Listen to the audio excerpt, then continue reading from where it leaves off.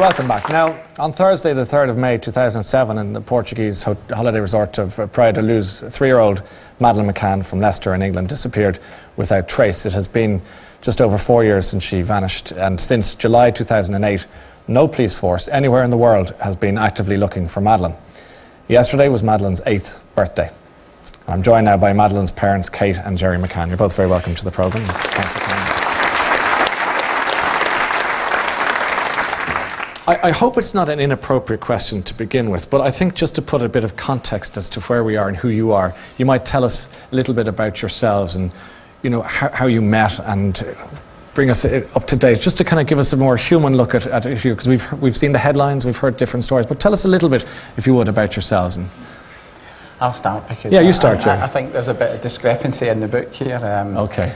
When we were both newly qualified doctors, we both went for the same job, and I was sitting waiting to go in to be interviewed, and I saw this beautiful young long girl with long blonde hair. Like, wow, she's beautiful. And we didn't actually speak, but neither of us got that job. 6 months later, Kate moved to Glasgow, and we ended up working in the same hospital. So, I mean, I've been in Dundee as a medical student and did my first job there. Yeah. So it was February of '93, and we were both young doctors in Glasgow, and we didn't directly work together, but our paths crossed socially. So. And you describe yourself as much shyer to Jerry. You say that you were the shy half of the partnership, and Jerry is a bit more of the outgoing character. Definitely. I mean, I'm an only child, so our house was quite quiet, whereas, you know, Jerry's a baby of 5 kids and quite a loud family, I think. Yeah, so it's a different... Typically Irish, really. Yeah. You know, my 3 sisters and brother were all born in Donegal, so I'm the only one that was born in Glasgow, so it was pretty typical sort of Irish Catholic upbringing. It's a big Donegal connection then between... Yeah, no, it's fantastic. It's been over many, many times. I'm sure. And was it a case that you always wanted to have children, that you were very keen to be a mum very soon, is that right? Yeah, I mean, I don't think it's a secret to any of my family or friends really that I always wanted to be a mum, and even in school and stuff I talk about, you know, I was going to have 5 kids, and you know that was like a cert. And in my medical school yearbook at the end it just says prognosis mathematician and mother of 6. Yeah. So I was very definite about that. Halfway there. You had difficulties initially, isn't that right? I mean, you talk about this in the book, but maybe you'd explain to us what those difficulties were and how you overcame them. I suppose like most people, you don't really anticipate problems, and I guess I took it for granted really that, you know, I'd have children and all would be well. So we got married when we were 30, so we weren't the youngest, I guess. So I wanted to start a family as soon as possible. Yeah. But it just didn't happen really, and 2 years down the path, I knew, to be honest, I mean, even after 6 months, I was thinking doesn't seem quite right. But when we got to 2 years, I went to see our GP, and then he sent me for investigations, and all that happened quite quickly. And I was diagnosed with endometriosis, which may or may not have been relevant, but I underwent sort of surgery and laser treatment for that for a while. We tried again, it still didn't work. So by that point, really, we knew that we were going to need help, so we went for IVF. Okay, and along came Madeleine. Yep. And then along came the twins. Yeah. And I'd like you to tell me a little bit about Madeleine, if you would, the baby and the little girl she would become. What was she like? Was she good? Was she bold? Was she difficult? Was she a pleasure? How was she? The first 5 months was a real shock. I mean, she was absolutely beautiful, and we loved her to bits, but she had the most horrible colic, and we tried everything, and it's like, we won't use a dummy, and it was just everything we tried, and nothing really seemed to work. And I think for Kate and I, that period, although it was lots of happiness and joy, we were working a full shift system, passing her, and I was still working, and if I get home any later than 6 o'clock, there was trouble, because Kate was standing there, I need the toilet. She was in a lot of pain. I mean, anyone who's had a baby who's had colic, you know. They can't articulate because they're babies. Yeah, but like a little fist to be clenched and a face to be purple, and you just feel really helpless because you know, it's really hard to ease that pain. But she got through that at about 5 months, and I mean, she was just awake constantly, Madeleine. Do you know what I mean? She's just so alert, taking it all in, and I sometimes think that was maybe why she always seemed a little bit ahead of the game, because she was just absorbing everything, you know. And as she got a little bit older, when she was 1, 2, 3, what sort of a child was she? Oh, she was absolutely great fun. Was she? Bags of personality. She's a little mimic. Really? And yeah, she could do accents and things, and she'd love doing role playing and full of energy, like round the garden. It would be chase me, and another thing, my quality time with her was watching sort of Doctor Who, and once the twins went to bed, or Robin Hood, but she was great. She loved all that. You think at that age, you know, it'd be too scary, but she loved Doctor Who. She was getting really Robin into Hood, music, wasn't Superman. she? You were going to have a little disco for her. Well, yeah, when it's for a fourth birthday, obviously, which we didn't have, but her best friend actually was born on the same day, just by chance. So they were going to have a joint party together, and it was going to be their first disco. Yeah. So I bought a CD, really, of girl bands. Yeah. You know. So she was moving into that realm. Yeah, so she was in all that, and Yeah. I mean, one of my funniest memories was just driving along, and this little voice in the back was, I just had this little voice going, "Gosha, Gosha." And I'm thinking, what's she on about? And I knew the tune, but and she was, you know, it was basically "Don't You" by the Pussycat Dolls. Don't you think you're going But yeah, but so so she was really again ahead of the game by knowing songs and words she was, and enjoying herself. A real character, you know, and she's very engaging. When was it decided that you were going to go to Portugal for a holiday? What happened? It was on New Year's Day, 2007, and our very good friends Fiona and Dave came round with their children, and they mentioned that they were going to be going with other friends of theirs who we know as well.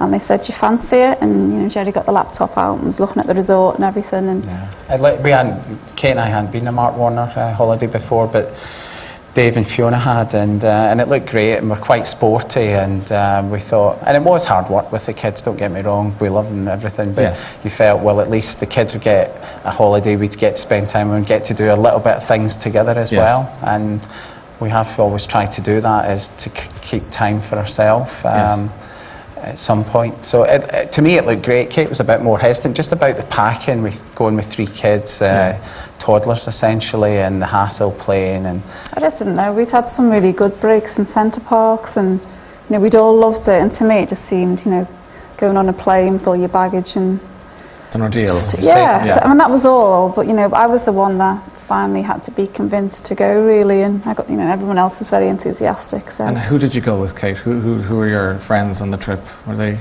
So apart from David and Fiona, who we went with Matt and Rachel. Matt's another doctor who I'd worked with and in the hospital for 6 months, and then another couple, Russell and Jane, and I'd happened to work with Russell as well for 6 months. So we all knew each other, although Russell and Matt were more friends with Dave and Fiona, who are like our best friends in Leicester. So we all kind of knew each other. And Fiona's mum. So there were 9 adults. 9 adults, and all had kids, and probably felt, sure, look, they will all be in the same boat vis-a-vis kids and going out and so on. You developed, or you worked out a kind of a routine, didn't you, when you got there that seemed to work for you? Would you tell us a little bit about that, particularly in the evening time when you were going for dinner and so forth? So what was that routine that you started to get into that groove? In the evening, well, the first night we went to a restaurant called the Millennium Restaurant. Yes. But it was over half a mile away, which when you've got 3 little kids and you don't have a buggy, it actually turns out to be a really long walk. Sorry, especially at that time of night when they're all a bit weary, because it was open quite late. So from the next night we went to the Tapas restaurant, which was close to the apartment. The problem with that one was you had to book on that morning, so there was no certainty if you'd be able to, you know, to get a table or not. Yeah, we kind of fell into the routine, and it was nearby, it was adjacent to our apartment, and the decision sort of processes for us where we kept the kids in the routine, so it was after their tea, bath, jammies on, milk, story in bed, and they were asleep between 7 and 7:30 every night. And rather than saying we'll put the kids in the creche and disturb them and bring them back, we said we'll just eat in the tapas area and we'll come back and check them. And other Mark Warner resorts do baby listening, and collectively we decided that that's what we do, really just to check the kids weren't crying. Before we get into too much detail about that, there was a point, wasn't there, that I think you made this point in the book, Kate, about the reservation that you made, that to say, look, we'll take the whole week here, and you point out that was something that concerned you retrospectively. Isn't that right? Well, on the Monday morning, Rachel, one of our friends, asked the receptionist, is there any way we could book it for the rest of the week? And she explained, you know, obviously we've got the children sleep in the apartments nearby, and it was very difficult at that time of night to take them to Millennium Restaurant. So the receptionist, who I believe was trying to be very kind, made a note of it in the staff book. She said, I'll ask and hopefully we'll get that reservation. But I discovered in the police files, which weren't released to us till August 2008, that in December 2007 there was a note, there was an entry into the police files in December 2007 that the receptionist had actually written in the staff book, can this group have a table reserved for the week because they're leaving the children alone in the apartment. And when I discovered that, I just felt sick, because I just thought, well, this is in a staff book, which by nature is seen by all staff. And it was also in the reception area, which obviously guests go through. And it may not have made any difference, sure. I don't know, but it's another thought process. To me, I think you're notifying people that the children are there on their own. I suppose the thing for us, looking back at it, we got into this routine from the Sunday through to the Thursday night, and we were checking very regularly.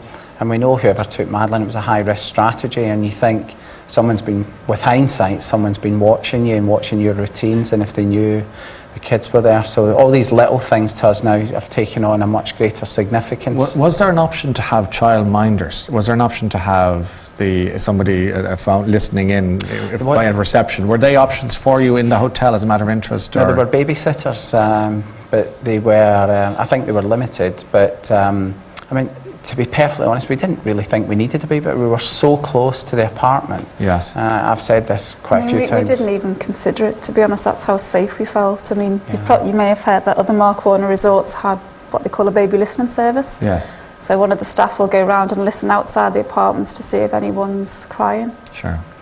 But as it turned out, they didn't have one in Praia de Luz because it was a little bit more spread out, so it was harder for the staff to go around. But we effectively thought we were doing our own baby listening service, only it was like a child checking. Because you reproduce in your book, Kate, this map which shows the tapas bar, which is I think square A, is that right? That's right. And then your apartment in square B. So that's the swimming pool, might give you a bit of the geography of this. You're looking at roughly how much time to walk from A to B? It's probably about 30 to 45 seconds. So under a minute we'll get you from one to well under a minute. Well under a minute. And the plan was to do this every 30 minutes, that one of you would go. We'll get to that in a second, because I want to talk about Wednesday, the 2nd of May. And you had some class, as couples so often do, you had some class of a row. Can you tell me about that, Kate? Yeah, it wasn't actually a row, to be honest. And we don't row, but okay. Basically, that was the only night when we weren't back in the apartment for 11 o'clock, and we'd gone into the cover. It was really cold, actually. Every night, you know, I had 5 layers on, actually sitting in the tapas area. Sure. But we went in for a drink in the little covered area. So it was actually 10 to 12 when we left that night. And Jerry was tired, basically, and he just said, right, I'm off, bye. I like getting to bed early, which is late for us. Yeah. What you see is what you get with Jerry, do you know what I mean? He's kind of, so he's not skedaddled. touchy-feely. Yeah, he said, I'm off. Yeah. And Dave just said to me something like, oh, that's right. He just joked, and he said, oh, she's not that bad, Jerry, you know. And anyway, I was a bit upset, I think, because he'd just gone off, and I was still standing there. And I don't know why it bothered me particularly, because I'm not usually that touchy. But anyway, I went back, literally 5 minutes later, I went back to the apartment, by which point Jerry's snoring. And at that point, I just thought, he's snoring, my 3 lovely kids are in that room, and there's a spare bed, I'm sleeping in there. With the kids. And, you know, I wouldn't have even mentioned this in my book, because it is so unusual. Sure. And, you know, I think we're very lucky, we do have a really good relationship. We don't row, and I know that is quite unusual. We don't, that's good, yeah. And other than when, like, one of us has been on call or something, you know, we don't sleep in separate rooms. So it was really unprecedented. But because obviously after Madeleine was taken, every detail was significant. That's why I've brought it up. So I did actually, on the Wednesday night, I did actually spend the night in the room with the children. And why is that significant, do you think? Well, I don't know if it is, to be honest, Ryan. It's just I felt I had to share absolutely everything. But wasn't Madeleine upset the next day? Well, the next morning she said, Mummy, I can't remember if it was Mummy or Daddy now, but why didn't you come when Shawnee and I were crying last night? And we both looked at each other and thought, that's odd, crying. And we didn't hear anything. Yes. And we had been back checking. And so we asked her, said, when did you cry? And sometimes when we first put them to bed, they cried. And she just dropped it. And as we were saying, Madeline was very articulate. And we kind of looked at each other and thought, did they wake up? Or was it the night before when Amelie had woken up? And Kate had obviously slept in that room. So at the time, we weren't even sure that they had woken up. But now... I mean, hindsight obviously is a wonderful thing, but there was something about it that obviously stopped us in our track. Yes. And it was probably just because our main concern was that the children had woken up. I mean, never for 1 second did I think there was anything sinister going on. I just thought, have they woken up? And obviously, I was upset about that. I didn't, if that had happened, then, And do you rethink that then when you were going through with this fine comb? Is that the point that you go, I wonder, were they disturbed by something or someone? Is that the point you... Absolutely. I mean, at that time, I just thought, have they woken up? But I actually, at the end, I thought, probably didn't, to be honest, because Madeline isn't one to hold back. But as soon as I discovered that Madeline had been taken, that was the first thing that came into my head, and I thought, oh my God, has someone tried the night before? Let's go to that desperate day, the 3rd of May. It was a Thursday. You were nearly on the way out the door from your holiday. Let's go to a happy moment for starters, which is the last time you spent with Madeline and with the twins. What was that? Do you recall every moment? Is that etched in your mind? Those last hour or two of the... She was, on the Thursday, Madeline was really tired, and I remember by the time the children used to go from the kids' club to a little area next to the tapas area for like high tea. And I'd actually been for a run, and I met them back there. Jerry was already there. And she was absolutely shattered. Yes. She was really tired, and I said to her, "You all right?" And then she said to me, "Will you carry me, Mummy?" And that was unusual, but we put that down to, we're getting towards the end of a holiday. Yeah. They'd done loads of activities, and I just thought she was really tired. So I carried Madeline back with the other children. We went back. We decided we'd get them bathed and ready for bed because they were so tired, as opposed to going to the play area, which we usually did. Jerry was playing, they had like a men's tennis night between 6 and 7, so Jerry went for that, and I just sat down on the couch with the 3 kids and had some treats and biscuits and crisps and stuff, and she sat on my lap and just cuddled in, and she often liked to put my engagement ring on, so she had that on her finger, and then we read a story, and it was lovely. What story did you read, Kate? Well, we had 2. One when we were sitting there was a Judith Kerr book called Mog, which is one of Madeline's favourites. Cat. Yeah. Yes. And we've got lots of Mog books. Yeah. And then when we went through to the bedroom and we were all sitting on Madeline's bed, we had If You're Happy and You Know It. So you were all getting involved in that as any normal family. The thing about it was Madeline was having such a brilliant holiday, and she was the oldest of all the kids and little ringleader, and having so much fun. And I remember the photograph that afternoon when I was sitting by the paddling pool with her, and she was just having a ball. That night you kept to your routine, and you went out to the tapas bar and you had your meal. You checked once. You had one of your friends checked the twice because he decided that you said I'll go next time, so that was fine. And I think it was the 3rd time, was the 10 o'clock check, that Kate, you went. It was your turn, and you went back to the apartment. This is where your life changed for all the wrong reasons. What did you find when you went in the door at that time? Well, I went in through the patio doors, and I just stood in this sitting area, and it was all quiet. And then I just looked over towards the bedroom door, and it was open much further than we'd left it, because we usually just have it quite closed over, but so enough light gets in. And at that point I thought, has Matt left it open when he's checked on them? Sorry. So I thought, well, I'll pull the door back over again. And just as I was pulling it to, it just slammed. So like a draft had caught it. So I turned behind me and checked that it wasn't the patio doors, that I hadn't left them open, which I hadn't. So then I went back to open the door again, just so it was open a little bit. And as I opened it, that's when I looked into the room, and it was really dark. But I couldn't quite make Madeline out, and I was looking at the pillow and thinking, is that a head, is it not? And then I realised, actually, oh, she's not there. And I thought, I wonder if she's gone through to our bedroom, and that would explain why the door was open a bit more. So I went through to our bedroom, and she wasn't there. And that is the first point really when the panic just hit. And I went straight back into their bedroom, and just as I did that, there was another gust of wind, and the curtains which were drawn just kind of flew out and flew open. And then I saw that the shutters were all the way up and the window was pushed right across, and I just knew. And I just, I ran to the window, and I have no idea what I thought I was going to find, but ran to the window, and then I just whizzed around the house, the flat for 10, 15 seconds. And again, I knew she'd been taken, but I just thought, just in case she's, I don't know, cowering in a cupboard or something. And then I just flew out the back of the apartment and ran to the table, and I was just screaming, "Madeline's gone, someone's taken her." It was just disbelief when I saw Kate, and I was shouting, "She can't be gone, she can't be gone." And Kate was distraught and saying, "She's gone, someone's taken her." And I got to the apartment in seconds running, and I found it as Kate described it, and I did the same things, checked everything, and then I went over to the window and I lowered the shutter, and I went out through the front door, and I found I could lift the shutter up from the outside, and I just knew as well that someone had taken her. There was no way she could have got out of that apartment alone and with the window open like that. And you could open the shutter from outside. Yeah, that must have been a pretty sickening discovery. I think it was already, I think everyone knows the terror you have when you lose a child in a supermarket or something, even for seconds or a minute. Well, that was developing, and then when I did that, the pit in my stomach, I just felt, and terror, just absolute terror.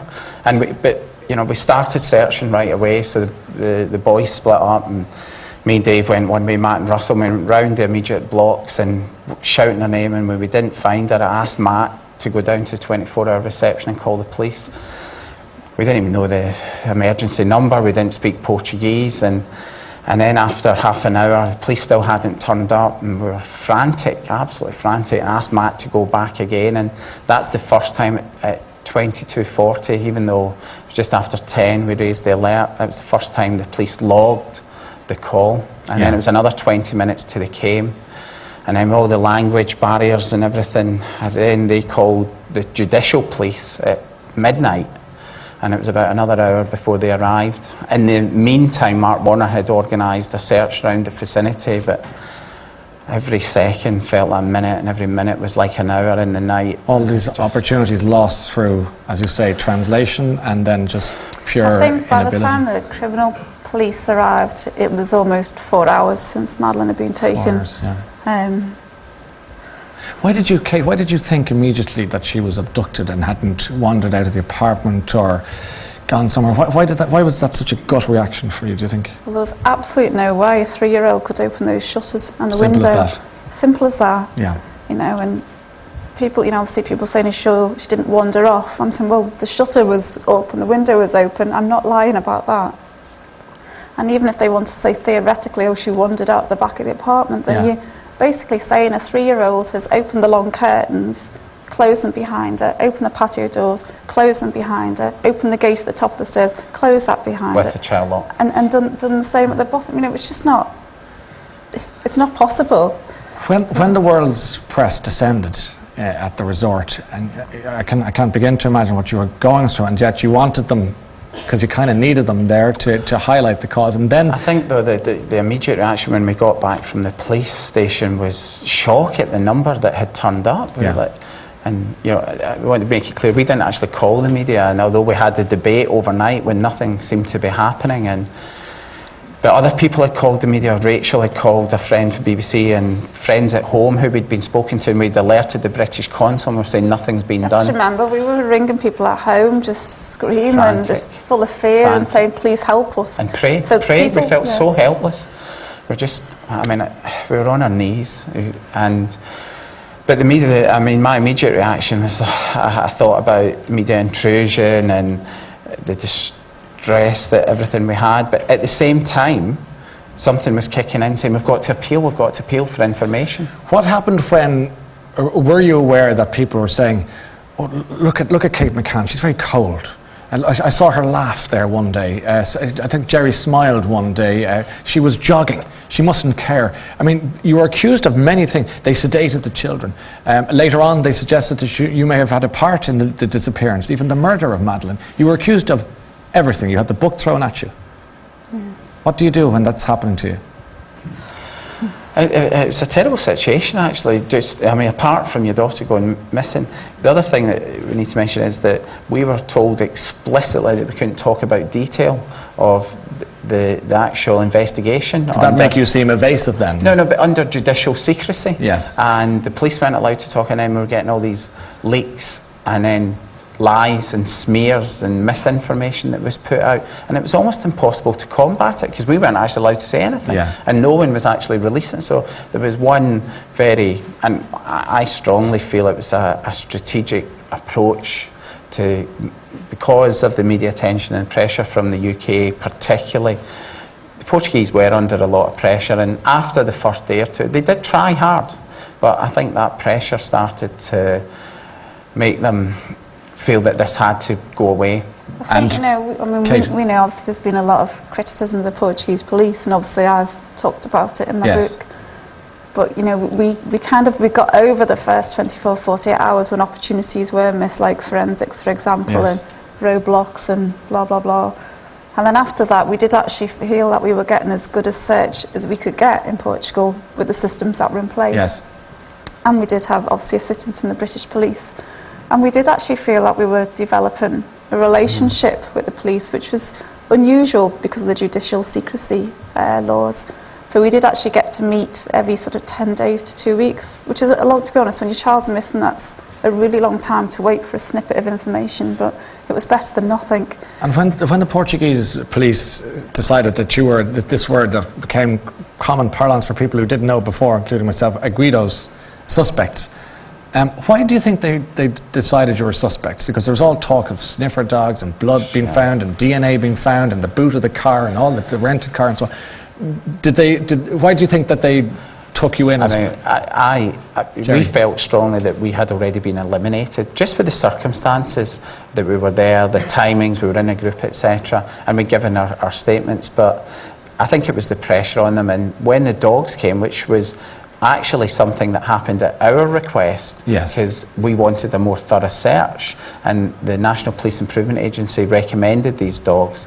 And basically when the dogs barked in the apartment around their car, suddenly it gave them an opportunity to portray us as if we were involved. But it's ludicrous. Because they said the dogs scented blood, that was possibly Madeline's and so on. The key thing with these dogs is, if you look at any of the manuals, they say that they should be used as intelligence, and any alert has to be corroborated with the forensics. And of course, none of the forensics come back suggesting anything at all. It was suggested you washed Cuddle Cat, the little toy that Madeleine clutched, and again you said? I just think it's ridiculous. It was 70 days later. I've been holding Cuddle Cat the whole time just for comfort. It was filthy and suntan lotion. Covered in suntan lotion and sand. If that was really significant, if people think that was significant and that means something, why wasn't Cuddle Cat taken on the night or the day after and taken off for forensics? That's 70 days when they could have taken Cuddle Cat. I've got some other questions I want to go to, but there is a section of the audience, and have been saying it, and they've been contacting me on the radio show, and they might say it in the press as well, about they're convinced that you might have something to have done with Madeleine's disappearance. What do you say to them tonight? Read the book, I think. Read the book? Because everything's in there. I can try and say to people, I love my children so much, we're just... We've got a lovely family. How are Sean and Emily at the moment? How are they? How old are they now? 6, is it? 6. And how are they doing? They're great, honestly. They're brilliant. Where's Madeleine in their head? What are they saying about her? Well, they speak about it every day. They know what's happened. They know a man's taken her. They call him the naughty man, and that's their words. But they kind of see the man as a burglar, which I guess he is. And they know that that's wrong. They know that even if you really want something, you shouldn't take it if it doesn't belong to you. And they know that we're working really hard. That's basically my job now, and that there's many people around the world that are helping us. And cases like this attract there's a kind of lunatic fringe. There's people who are they really want to help, but they mightn't be helpful. And they'll say, there has been sightings in Morocco and Spain and Amsterdam and so forth. I think we've seen the best and the worst, actually. Precisely, yeah. Of people What in- happens when you get a call to say, I think I've seen her? Do you have hope, or are you... I mean, we try not to get too excited because there's been lots of sightings, Really? and the key thing with the sightings is they come in. If they come into us, the investigative team grade them, and if they're recent, a lot of them have been historical, and there's not really much more you can do about it. If someone phones you up now and says, in June 2007, I saw Madeleine in Marrakesh, it's not that helpful. But we log them all, and obviously, if there's a pattern of sightings, if it's a recent sighting, then our investigator will phone the people up and try to get more information, and obviously we want to verify things if they've got photographs in. It's hard because there's been one or two, I think, where you I kind of almost know it's not Madeleine, but you've still got that little hope, and This picture that has been released recently it would show what we would hope is Madeleine today, having celebrated her birthday this week, and you're happy enough with that representation of her now, are you, Kate? Well, that was done by the National Centre of Missing and Exploited Children in Washington, Yes. and that was Madeleine sort of age 6. We actually think it looks older than 6, so she's 8 now. I think the key thing, and quite a lot of people have sent us information of little girls, they're 3 or 4, and you've got to remember now, Madeleine's 8. So we're not looking for that. And what the artists say about these pictures are they don't have to be exact likenesses. The key thing is challenging the assumption of what you're looking for. And kids and other people look at other kids in a different way. It doesn't matter how closely the picture resembles the child, so long as it does the job. When you read about these peculiar cases like J.C. Dugard and Natasha Kampuch, who had been considered to be gone forever in many respects and out of the blue, do those cases give you cause for hope or concern, or do you register these things, or do you? I definitely hope, although the circumstances aren't nice, the important thing is in the public consciousness that children can disappear off the radar for years and years and years and be found. And a key thing with the younger children is the younger the child, the more likely they are to be taken to be kept.